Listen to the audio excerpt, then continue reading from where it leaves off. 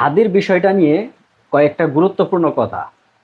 কারণ হাদিকে দিয়ে কেবল শুরু হয়েছে, এই বিপ্লবীদের প্রত্যেকের অবস্থা এরকমই হবে। সামনে খুব সম্ভবত হাসনাত আবদুল্লাহ টার্গেট, তারপরে সাদিক কায়েম, এদেরকে প্রত্যেকটা বিপ্লবী যারা ছিলেন প্রত্যেকের অবস্থা এই এই হাদির মতোই হবে সামনে, এক একটা করে।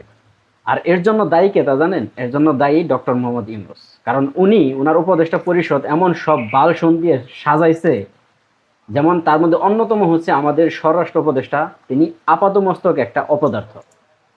আর দ্বিতীয়ত আসিফ নজরুল, কারণ আসিফ নজরুলের কারণেই দেখবেন সমস্ত সন্ত্রাসী জামিনে বাহিরে ঘুরতেছে। আজকেও দেখলাম ওই যে ছোট সাজ্জাদ আর তার স্ত্রী, তারাও নাকি জামিন পাইছে। তো সন্ত্রাসী যখন বাহিরে ঘুরবে তখন তো এই জিনিসগুলো হবেই, তাই না? মনে আছে আপনাদের একটা কথা, যখন এই গোপালগঞ্জ থেকে কয়েকটা বাস ভর্তি মানুষ এসে ঢাকায় এই বাইতুল মোকাররমে আক্রমণ করলো, সেই জিনিসটার কথা মনে আছে? আমি তখন বলছিলাম যে আমাদের গোয়েন্দা সংস্থা কি করে, তারা কি ঘুম পারে না আঙ্গুল চুষে?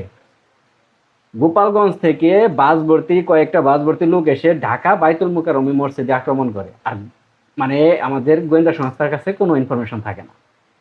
দেশ নিরাপত্তা, দেশের সুশৃঙ্খলা, দেশের আইন শৃঙ্খলা ঠিক রাখার দায়িত্ব সর্বপ্রথম হচ্ছে এই গোয়েন্দা সংস্থার। পুলিশ যখন একটা জিনিস ঘটে যাবে তারপর পুলিশ আসবে, আর গোয়েন্দা সংস্থা জিনিসটা ঘটার আগেই তারা থামিয়ে দিবে, ইনফরমেশন পুলিশকে দিয়ে তারপর জিনিসটা থামিয়ে দিবে। আর এই রকম ইনফরমেশন গোয়েন্দা সংস্থার কাছে থাকে না।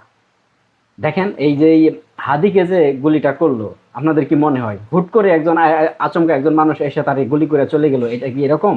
এরকম না। হাদিকে গুলি করার এই প্ল্যানটা অনেক দিনের ছিল। অনেক দিন ধরে তারা সুপরিকল্পিতভাবে একটা প্ল্যান করছে, কিভাবে আসবে, কোথায় গিয়ে গুলি করবে, কিভাবে তারা পার পেয়ে যাবে, বের হয়ে যাবে। সব সুপরিকল্পিত প্ল্যান ছিল। আর আমাদের গোয়েন্দা সংস্থার কাছে এই জিনিসগুলা থাকে না, ইনফরমেশন। তাহলে কে নিরাপদ? কেউ নিরাপদ না। আর ডক্টর ইউনূস এই জিনিসগুলাই রেখে দিছে, একটা কাজ করতে পারতেছে না, কোনো একটা গোয়েন্দা সংস্থা কোনো একটা রিপোর্ট দিতে পারতেছে না, তারপরও তাদেরকে ডেকে দিছে। তো বিপ্লবী যারা আছে সামনে প্রত্যেকের এই অবস্থায় হবে যদি পরিবর্তন না হয়।